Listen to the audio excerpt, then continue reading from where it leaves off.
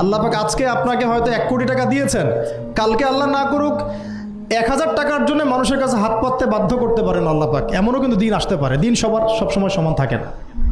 আজকে আপনার কাছে 1 কোটি টাকা আছে, কিছু মনে হচ্ছে না, কালকে কে জানে আল্লাহ না করুক যে 1000 টাকা কারো কাছে চাইতে হচ্ছে, 1000 টাকার জন্য ঠেকে গেছেন, হতে পারে না?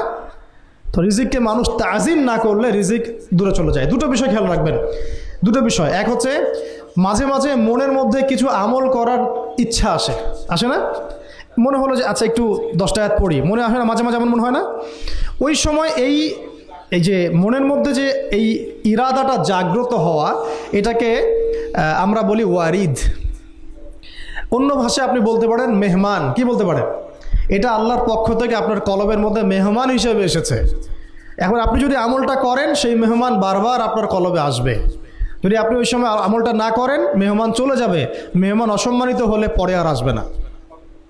একইভাবে রিজিক আল্লাহ পাক দিয়েছেন, এর তাজিম যদি করতে পারেন রিজিক বেশি আসবে। রিজিকের তাজিম সম্মান করতে না পারলে রিজিক আসবে না, বেশি কমে যাবে। উসমান রাদিয়াল্লাহু আনহু সবচেয়ে ধনী ছিলেন না? কেন জানেন?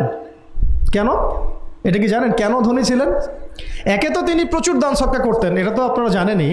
আরেকটা জিনিস অনেকে জানে না, তিনি উটের পিঠে বসেছিলেন, কিছু একটা খাচ্ছিলেন, এই 2-1টা দানা পড়ে গেছে নিচে, উটের পিঠ থেকে নেমেছেন, নেমে সেই দানা উঠিয়েছেন, পরিষ্কার করেছেন, ধুয়েছেন, আবার খেয়েছেন।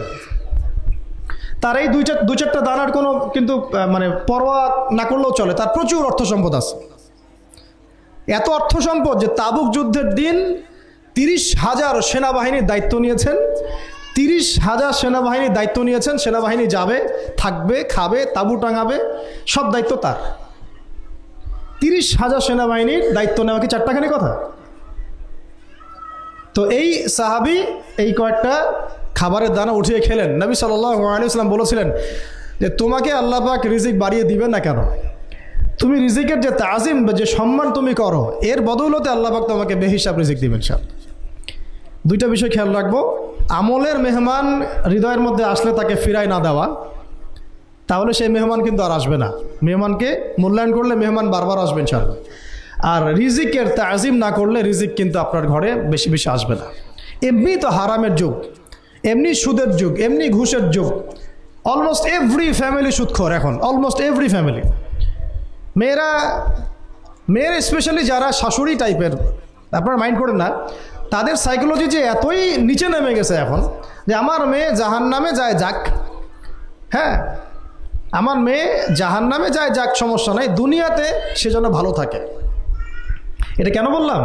একটা সুদখোরের ঘরে তুলে দিতে সে দ্বিধাবোধ করতেছে না, একটা দুর্নীতিবাজের ঘরে তুলে দিতে দ্বিধাবোধ করতেছে না, একটা ঘুষখোরের ঘরে তুলতে দ্বিধাবোধ করতেছে না, হ্যাঁ একটা মানে কি বলবো মাদকসেবী, ড্রাগ এডিক্টেড বা এই যে আর কি বলবো ফাসেক জালেম, এই ধরনের ঘরে উঠাই দিতেও সে দ্বিধাবোধ করছে না। 5তলা বাড়ি চাই আমার, আর কি আমার মেয়ে 5তলা বাড়ি থেকে সুখে থাকবে। এই যে সুখের ডেফিনেশন এখানে দিয়েছেন আপনারা।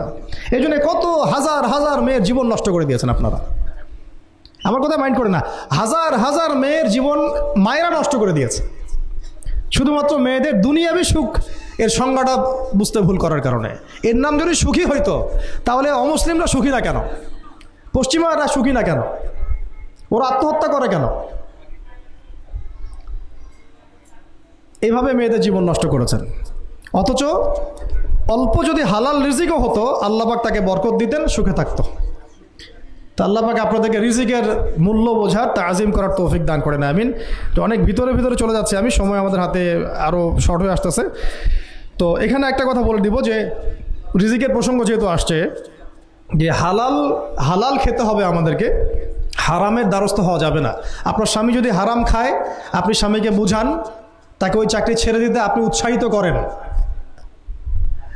আমি আপনাদেরকে একটা অনেস্টির সাথে একটা কথা বলি, যত এই যে প্রশাসনে যত ঘুষখোর আছে, ঠিক আছে, যত দুর্নীতিবাজ আছে, যত মাদকসেবী আছে, মাদকের ব্যবসায়ী আছে, যত সুদখোর আছে, এরা সবাই কেন এই খারাপ কাজগুলো করে জানেন?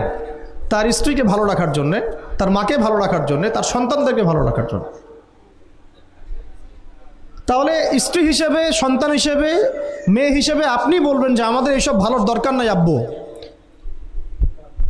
হে আমার প্রিয় স্বামী, আমার এসব ভালোর দরকার নাই।